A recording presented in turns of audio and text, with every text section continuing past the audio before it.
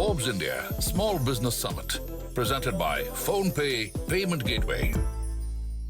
It's time now to dive deep into the discussion.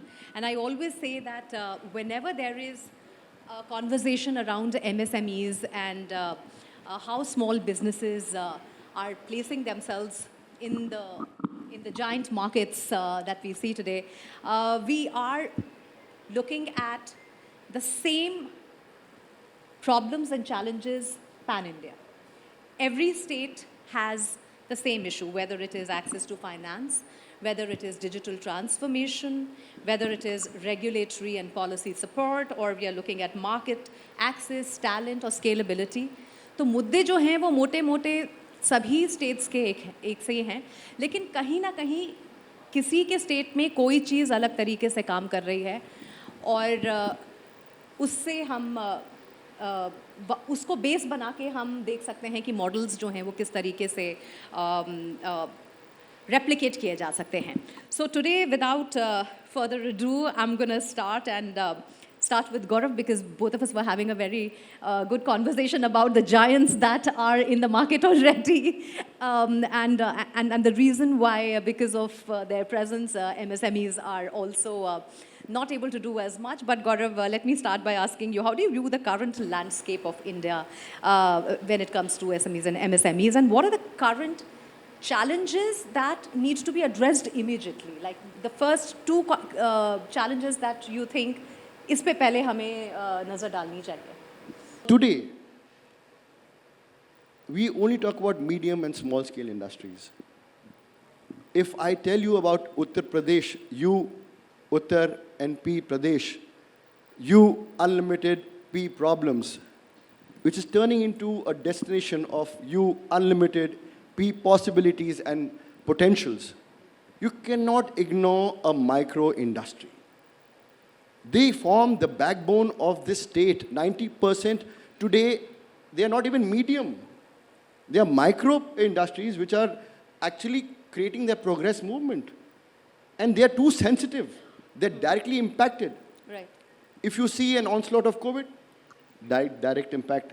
Onslaught of drought, weather conditions, direct impact. A big giant coming into that area, direct impact. So ideally, the micro industries have to be, it's like a baby in your womb. It has to be given a proper environment to grow. It has to be given a proper caring, hand-holding. You know, we talk about clean India. Everybody comes on stage and says clean India, but we go ourselves and throw litter on the street. How can it be a clean India? So we talk about growth in this country. The biggest problem today is that we cannot control the power of digital. It's a fact. And it's a sign of growth. It's a sign of prosperity. But it has a small edge to it. Is like India had a campaign called Saving the Tigers. I'm sure in coming times we are going to have a campaign which is going to say, save the corner shops, save the corner MSMEs. Because they are actually scared of this new transition which is taking too fast. Earlier, transition used to take place in 10 years pace of time. And if you understand the psychology of a micro and a small industry, they come from a very orthodox side of functioning. Some are totally unstructured. If we talk about clusters today, most of the clusters are unstructured. But yet, they are reliant on big groups. They are reliant on big supermarkets. They are reliant on big industries who are feeders to them. Suddenly, they shut down. Suddenly, they lay off. They're finished. The scare of going out for even approaching for a loan is a problem to them. We talk about reaching out to the last point. The issue is that even if you're talking about the last decimal, how do you make them feel comfortable? The biggest challenge today in our country is that India is huge. Yeah, that's what they say, that within India, there are so many subsets of India that are existing with very unique problems. So Gaurav, do you feel that the digital transformation is too tough for them to keep up? No, so इसी पे because हम लखनऊ से हैं और लखनऊ में जब आप आते हैं तो शायरी तो होती है, तो उसके बिना जा नहीं सकता ये माहौल, तो वो it is totally dedicated to them and I've been very vocal for them. वो हकदार हैं किनारों के जो बदल दे बहारों को. वो हकदार हैं किनारों के जो बदल दे बहारों को, कुछ वो भी हैं जो वक्त के साँचे में ढल गए और कुछ वो भी हैं जिनसे वक्त के साँचे बदल गए. This is a complete dedication to all those warriors, I would call them warriors, who are fighting day and night for their survival. Obviously, there's a government holding, obviously, there's a CSR funding behind them, obviously, there are angel investors behind them. There's a new concept of Startup India, Make in India. But the basic thing is like you can call an aloo an anything, but aloo remains an aloo. We have to treat that problem as a basic, simple problem. Instead of adding more, layers meanings. to it, Yeah, right? yeah. चलिए आज ये panel के जरिए हम थोड़ी तो ये कोशिश करते हैं that we address some of those challenges. Praveen, if I may get you in here, sustainability and scalability are two huge subjects that even your big businesses are challenged with, right? Especially sustainability. When we look at the MSME narrative and the canvas there, what does sustainability and scalability mean there? It's a very good question, actually. We are the largest MSMEs in India. We are the largest MSME in India, and I am telling you, in next 3 years to 5 years, we will be the largest MSME in the world. The reason are two. We have the youngest population, which is below 25, and our 65% of population are below 35. Yeah, in fact, UP में तो सबसे ज़्यादा है. Yeah. And again, in terms of market linkages, I will say you, nobody would have heard this market. There is called as Bardei Bazaar in Khalilabad district. किसी ने सुना ही नहीं होगा, हम में से किसी ने नहीं सुना होगा. 100 साल पुराना market है. 100 years old textile market. 10 rupees on underwear, males underwear, we will get at 10 rupees. People come from Ghaziabad, from Ludhiana, from Bihar, and from Nepal to buy it in kilos. The market starts Saturday morning, whole night, Saturday, Sunday full day, Sunday night, Monday evening it's closed. The 48 hours business market, 150 crores turnover of that market. That is this potential of this market across. Wow.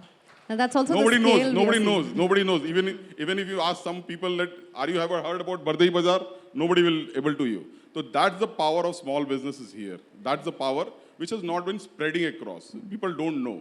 In terms of textile, I'm telling you, Gorakhpur, for example, has the largest textile hub in terms of cheapest market.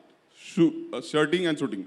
50 से 55 रुपया metre का कपड़ा ये UP में बनता है और चेन्नई जाता है.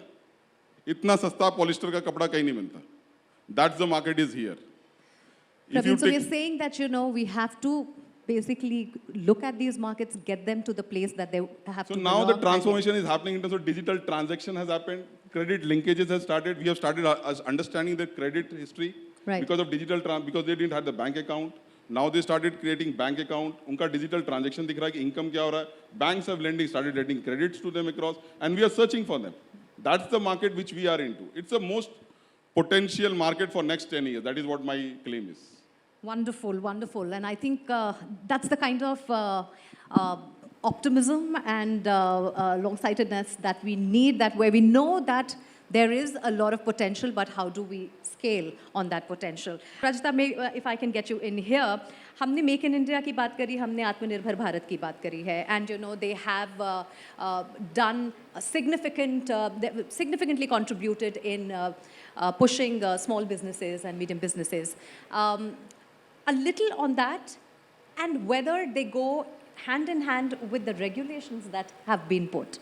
So there is a platform for you to do well, and you have gotten a platform, but then are the MSMEs also understanding the bunch of regulatory frameworks within which they have to work right now? First of all, Make in India. Government Make in India concept was introduced some 10 years back. If you recall, 25th September 2014 was exact date on which it was launched, if my memory doesn't serve me wrong. And since then, quite a lot of things have been done by Government of India. So we will give credit to that. And we have witnessed that there are 4 major pillars around which government seems to be acting on this. First amongst them is minimum indigenous content in government procurement system. The second pillar again, is QCOs, quality control orders, which has also been steadily. These are, see, there are various non-tariff barriers that that governments all over the world follow because of these WTO restrictions. So what some of the major most often used these barriers are technical barriers and quality control orders. So Government of India has been regularly in fact they started with the quality control order list in which they added few items which could be enter into country only if the exporters from overseas got themselves registered or with Bureau of Indian Standards. So that means they had to conform with the specifications of BIS. Now this list is regularly getting updated, and this list is gradually, it is expanding. So this is one very good thing that is being done. There has been a lot of grouse from industry generally and MSMEs also in particular, that a lot of cheap stuff, substandard stuff enters country and it sells at a dirt cheap price, and therefore it injures their own and it risks their own survival.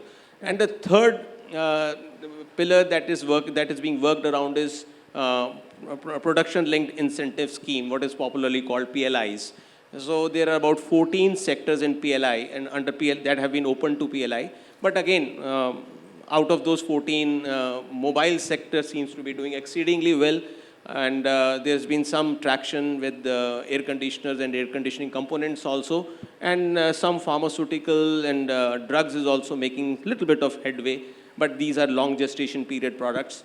Others are still, they are still, I think, struggling. So government is again looking into it once again, reviewing this with what further needs to be done or tweaked the PLI. But again, the PLI right now is open only to large operators. So for MSMEs, it's something, although most people get very excited that it should be opened up to MSMEs also. But looking at its performance at the larger level, one would really doubt at how MSMEs would be able to meet all those guidelines. And the fourth one is direct tariff intervention. So again, government is also looking at it. It has been, recently there was a report when Commerce Minister himself said that they are actually listing out critical sectors which have huge dependence on imports, and therefore they are very, very vulnerable to disruption in supply chains because of overseas things. So they are now going to very closely look at those items, chemicals, pharmaceuticals, drugs, and several. There's a long list that is there, and perhaps everybody should actually take a very close look at it. And if they feel that their operations are getting injured, their product, their survival is getting injured, they should immediately highlight to the Commerce Minister, communicate it to Commerce Ministers through whatever means they have. Social media is a very effective method. And those are some of the things that are being done on Atmanirbhar or Make in India. Now, coming to your second question, that regulation part, this is an extremely sensitive part. Gaurav was talking about huge presence of micro enterprises in India, and micro enterprises, almost 99.8% of India's business is micro. The entire business. Come to think of it, that there are only 50,000 enterprises in India which are non-MSMEs. In such a big country of 1.4 billion, there are just about 50,000 enterprises which are non-MSMEs. Rest all are MSMEs, and out of this MSMEs, there are just about 2 lakh enterprises which are medium enterprises. Rest are all small, and within small there are just about 7.5 lakh, less than 7.5 lakh which are small enterprises. Which means you take these 10 lakh out and the entire country is only micro enterprise. So that is the scale of micro enterprise presence in India. So which is why the regulation, you see, what has happened is that sometimes in jest, in lightheartedly, I say this in these kinds of gatherings, that not that government is not doing anything. Government, every successive government has regularly addressed the pain points of industry, business, and they have regularly, done reforms. But at the same time, I feel that governments also feel that they have a task ordained on them by the great Almighty, that while they solve the pain points and problems that are created by the preceding governments, They but give at the new same point- time, give new they should point. also make sure that they create such big problems that their successive governments may find it almost impossible to surmount them. So this is a very, strange Tricky. kind of situation, paradoxical situation, that you do reforms, then you come up with, and you introduce reforms of the kind which are even greater deforms, on which everybody would be putting his head together, how to actually now reform this deform. So that's an ongoing process. This is something, well, a live example I would say is GST. GST was introduced as a good and simple tax. Everybody thought, and that's what it was being said. But 7 years down the line, you see what GST is. There's All struggles. kinds of Yes. coercive provisions have been introduced. There are lots of businessmen, entrepreneurs sitting here. Ask any one of them, just do a straw poll and ask how much time do they devote in 30 days on GST. And they would say that starting from 1st of the month till 18th, they are just unable to get out Sir, of this. we have all Maintaining become the books, professional yes. accountants. And only on 20th, after the filing their GSTR 3B, they feel relieved, and they are left with just about 10 days when they could think about anything else. And come to think of it, the complexity. And all this complexity that I'm talking about has to be borne by whom? By micro enterprises and the small enterprises. The larger enterprises, they have a lot of wherewithal with them. Right. They have the necessary, intellectual wherewithal. They have the financial wherewithal. Recently, you heard about this. There was a lot of reporting about India's top IT company getting this GST notice for $4 billion. But they never made up. They even didn't come and whisper in media. But come to think of it, these kinds of notices coming to micro enterprises, they would simply be completely killed in no time, because they neither have the necessary wherewithal nor the resources to take care of these kinds of things. This is something that needs to be communicated to government, that unless you really walk the talk on ease of doing business, simply doing lip service will not work. It will not do the thing that you want. And as a result, what has happened is, I would just highlight, Praveen was in fact very optimistic about the future of micro, small enterprises. But just to put things in perspective, recently there was an annual survey on unincorporated enterprises. And they put up and this was done by none other than central government statistical organization. Right. So that figure itself is stark. It has given a comparative numbers of micro small enterprises between 2015 and 2022-23. The number of micro MSMEs have reduced from 20 million to 18 million. 20 lakh have disappeared. And on the contrary, the service category, the manufacturing have disappeared. The service category has gone up from 20 million to 25 million. So their 50 lakhs have gone up. There's also a shift. And there's a shift, yeah. So that is a very important read factor, that people are shifting away from manufacturing to service. But then again, this again is a deceptive fact, that if you look at the average employment per enterprise, what you would notice is that manufacturing is also providing, on an average, 1.71 person employed per enterprise. And in service, it is 1.61. So that means people are shifting away to service, but they're not thriving. They are just about trying to figure out how to survive. That is the real struggle at the moment. Very eloquently, you have mentioned about the regulatory frameworks and how they are meant for a larger good, but unfortunately are not able to help all when it comes to keeping the books clean and reporting in a way that they can get more business. Because when we talk about finance coming from outside of India, when we talk about FDI, when we talk about any international market leader coming in and giving any support to MSMEs, one of the biggest thing is, are your books clean? have you maintained your books? And lack of organized finance. Also, when you're talking about regulatory frameworks, when you're talking about, when we talk about sustainability, the ESG reportage, everything has to be in place for scaling with foreign investment as well. And those numbers are, you were making a point. See, it's not about keeping our books clean. It's not about how meticulously maintain our accounts. We can do it. That is not a problem. What I'm talking about is the regulatory procedures which are consuming Tedious. a lot of our time, which could have been avoided. That's what I'm talking about. Correct. For example, having such cumbersome GST return process, it could have been simplified. And today, when I look back, retrospectively, when I look back, I feel that those central excise and VAT days were far better. Much better. I was having a lot of peace of mind. I may have had to file 3 returns for service tax, central excise, and for VAT. But that was better times rather than this GST, when I am always constantly looking about from where I am going to lose ITC. Can I claim this ITC? What ITC has to be permanently GST तो बहुत बड़ी problem बहुत बड़ी मुद्दा है जिसके ऊपर एक पूरा पैनल ही हो सकता है, लेकिन उससे थोड़ा आगे बढ़ते हैं. TDS, TCS भी वही हालत है आज की तारीख में. रेगुलेशंस के बारे में पूरा ही एक पैनल हो सकता है.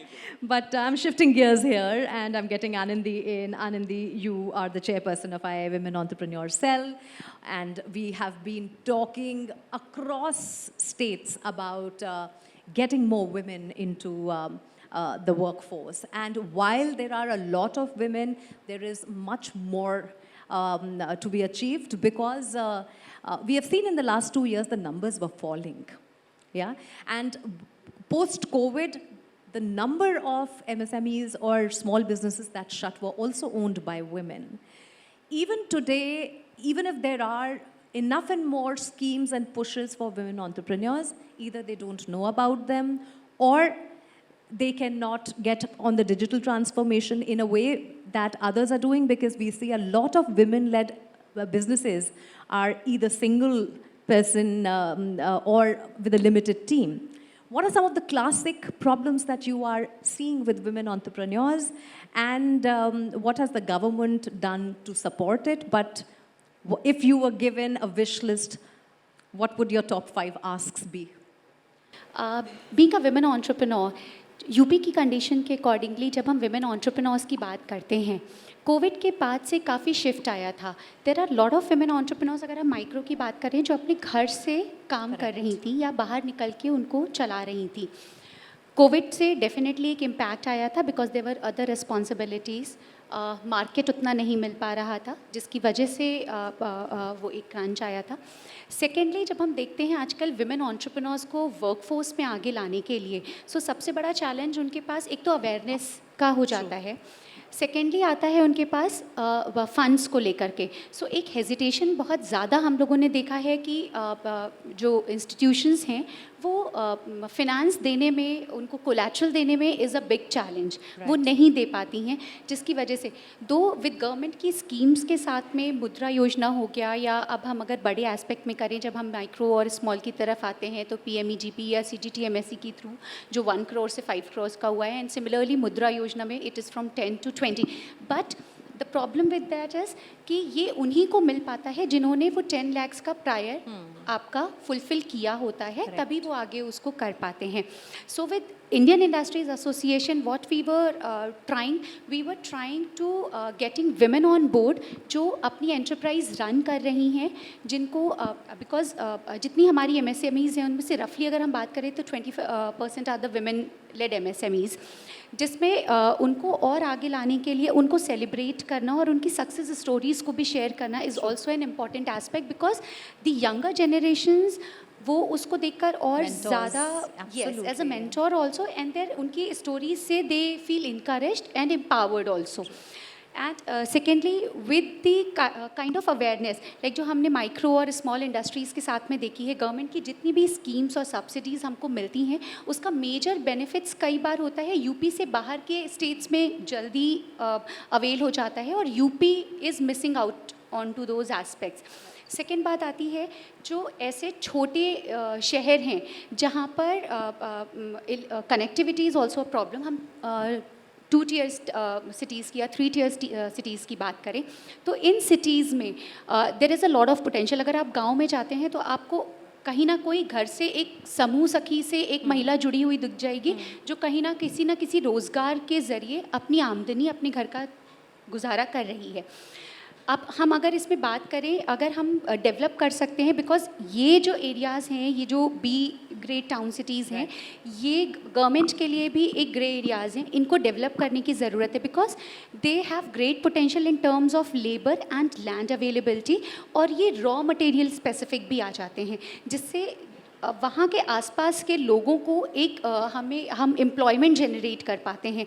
और आजकल बहुत सारे ऐसे सर्विसेज में विमेन लेड, जैसे जूट में महिलाएं बहुत काम कर रही हैं या चिकनकारी में मेजरली महिलाएं काम कर रही हैं. सो इस तरीके के एस्पेक्ट से महिलाओं को आगे बढ़ावा मिल रहा है. बट डेफिनेटली अवेयरनेस के पार्ट पे हमें उनको स्कीम्स के बारे में, उनको कैसे चैनलाइज होना है इसके बारे में और अवेयरनेस क्रिएट करने की ज़रूरत है. DIC के थ्रू उनको और ज़्यादा एम्पावर्ड करने की ज़रूरत है जिससे वो उन एस्पेक्ट्स को, उन बेनिफिट्स को उठा पाएँ ज़्यादा से ज़्यादा. Well put, Anandi, there. I think I have spoken to a lot of women entrepreneurs, and you have echoed the sentiment that is in pretty much all the states, that it is not just the platform, it is the reach, it is also getting the information, and also at a lot of places वो एक networking की ज़रूरत है, collaboration की ज़रूरत है, mentorship की ज़रूरत है, जिसको बड़ा अच्छे से आंध्र प्रदेश में उन्होंने crack किया है. You know, there are these business hubs there that are meant only for women, and they keep traveling. But even PhonePe is also doing some fantastic work with women entrepreneurs and digital transformation, how you do your huddles with just women entrepreneurs and get them together. So, you know, that's commendable work happening there. All right, now, Vikas, the last word is yours. You are with DTDC Express Limited. आपका काम ही सारा जो है वो भागदौड़ वाला है. My question to you is infrastructure development is such a huge piece when it comes to putting all the businesses together and for any business to thrive. What are the changes that you have seen in the last couple of years, and what is left to achieve to give impetus to all the businesses when it comes to infra development in UP? It was kind of a black spot in between. This was the pre-COVID era, 5 years, 6 years back. After COVID, with the support of the government in the digitalization, with the support of with the efforts of the companies to enter into this era, enter into the digital era, now when a parcel is just started from point A, with every scan, every point in time, the receiver gets an update. Sometimes too many. When on the Omni channel, there are too many. There are too many. And even if I am a receiver and I want to track it, I can track it online. And era अब ऐसा आ चुका है कि हम hyper local पे आ चुके हैं. अगर मैंने आज कुछ मंगाया है तो मुझे आज ही चाहिए. Right? So this is what the transformation is. 5 साल पहले से और अब में यही ट्रांसफॉर्मेशन जो हुआ है वो हुआ है. एंड गोइंग फॉरवर्ड, अभी तो हम बात कर रहे हैं नॉर्मल MSMEs की. We are into e-commerce era. आज के डेट में ई-कॉमर्स का एरा चल रहा है पूरी तरह से. एंड जैसा मैंने बोला, आज मैंने बुक किया, मुझे यही चाहिए. तो जिस तरह का सेटअप गवर्नमेंट क्रिएट कर रही है, लॉजिस्टिक्स पार्क्स बन रहे हैं, even companies are setting up their warehouses, their offices at the remotest part of the country. उससे इनेबल होता है कि हाइपर लोकल मार्केट कितना आगे जाने वाला है. That is what. Wonderful. I think with that, we will close this panel. Thank you so much to all the panelists for setting the stage for the next few discussions. But this was quite an insight. We spoke about, each one of you took your time and spoke about very important subjects. And we hope that we can take that message to the right stakeholders and also come together as a collective and raise our voices to push MSMEs into the next decade, as we call it. Thank you so much. Thank you so much.